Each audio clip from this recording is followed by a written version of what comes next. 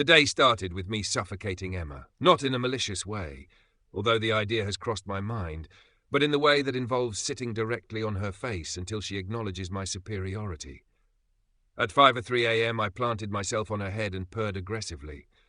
"Fluffy, what the hell?" she groaned, flailing under me like a fish trapped in a net. "What the hell?" "Emma, what the hell is taking you so long to serve breakfast? Priorities, woman." She shoved me off, groaning as she rubbed her face.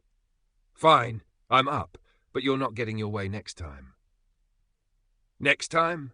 Emma, we both know I'll win. I always win." She stumbled out of the back seat of the Silver Snail, a Volkswagen station wagon that smelled faintly of damp socks and crushed dreams.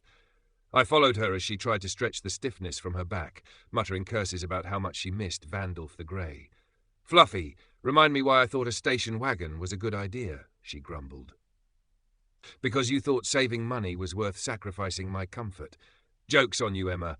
I'll make you pay for this in fur and claw marks."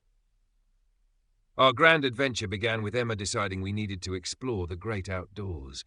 She found a trail just outside of town and announced, "This will be good for us, Fluffy. Fresh air, some exercise, it'll be fun." Fun? Emma, I don't think you understand what fun means. Fun is napping in the sun, not trekking through a mosquito-infested forest like an unpaid extra in a bad survival movie. The trail was a disaster. The path was overgrown, the air was thick with the hum of insects, and the forest floor was littered with mushrooms that looked suspiciously deadly. Emma trudged along, swatting at bugs, while I leapt from rock to rock with the grace of a jungle cat. "See, Fluffy? Isn't this nice?" she said, turning to smile at me.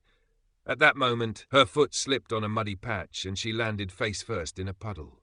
"Nice? Emma, this is the opposite of nice, but thanks for proving my point."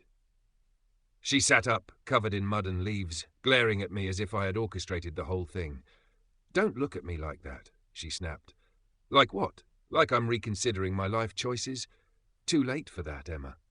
As if the hike wasn't punishment enough, Emma decided to climb an old watchtower she spotted at the edge of the forest.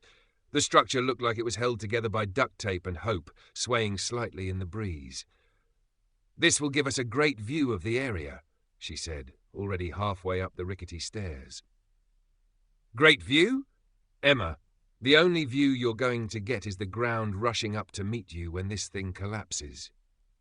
Against my better judgment, I followed her, scaling the stairs with all the enthusiasm of a cat sentenced to community service.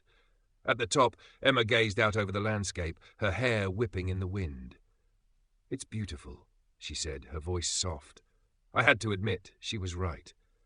The rolling hills and dense forest stretched out like a painting, the horizon glowing faintly under the morning sun. Not bad, Poland. Not bad, but I still hate the bugs. The peace didn't last. As Emma leaned over the railing to take a photo, a gust of wind snatched her hat and sent it flying into the trees below. "Oh no!" she cried, watching it vanish into the foliage. "Emma, that hat was doing us all a favor by hiding your terrible hair. Let it go." But Emma, being Emma, refused to give up. She spent the next 20 minutes searching for the hat, only to come back empty-handed and covered in scratches. "Let's just move on," she muttered, defeated. Finally, a wise decision. "Let's see if you can keep the streak going." The day ended at a roadside motel that looked like the set of a horror movie. The neon sign flickered ominously, and the receptionist greeted us with all the warmth of a freezer. "This is cozy," Emma said, trying to sound optimistic. "Cozy? Emma, this place looks like it comes with complimentary ghosts, but sure, let's call it cozy." Our room was no better. The bed creaked ominously, the wallpaper was peeling, and the window didn't quite close all the way. Emma threw herself onto the mattress with a groan, staring at the ceiling. "Fluffy, why do I always make terrible decisions?" I hopped up beside her, curling into a ball near her feet. "Because, Emma, you're human. Terrible decisions are your specialty. But don't worry, I'll always be here to judge you for them." As the night wore on, the sound of distant thunder rumbled through the room. Emma reached down to scratch behind my ears, her touch gentle and familiar. "You're the best, Fluffy," she whispered. "Even when everything goes wrong, you make it better." I purred softly, not because I agreed, but because I knew it made her happy. And maybe, just maybe, I didn't mind being her partner in chaos.